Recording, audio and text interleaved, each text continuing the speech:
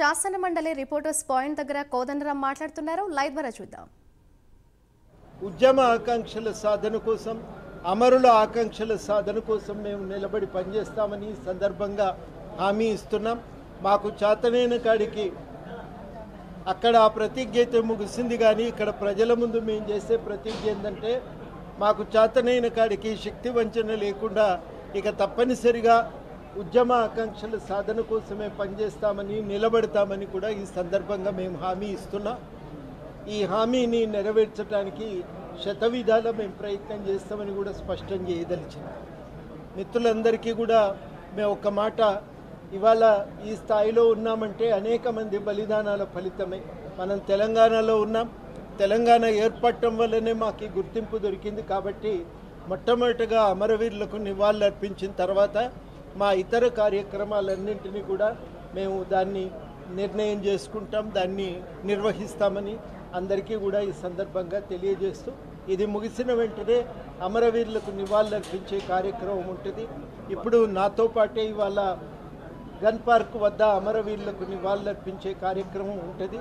ఇప్పుడు నాతో పాటే ఎమ్మెల్సీగా ఈ ప్రమాణ స్వీకారం చేసిన అమీర్ అలీ ఖాన్ గారు మాట్లాడతారు.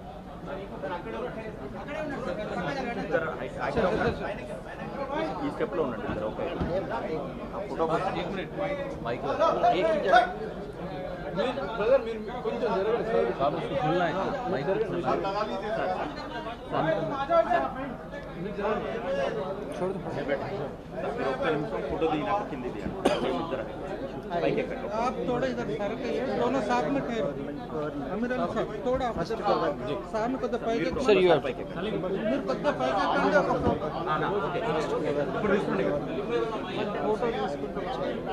ఓకే కొంచెం మీరు అడగండి కెమెరా.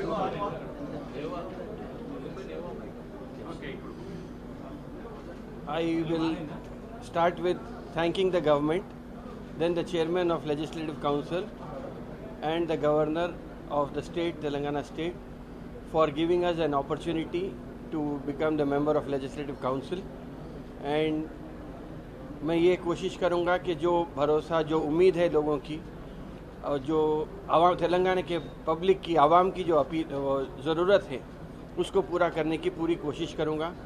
और अब इतने साल से जो काम हो रहा था सोशल सर्विस का, अब एक क़ानूनी तौर पे हम काम करने के अहल बने हैं.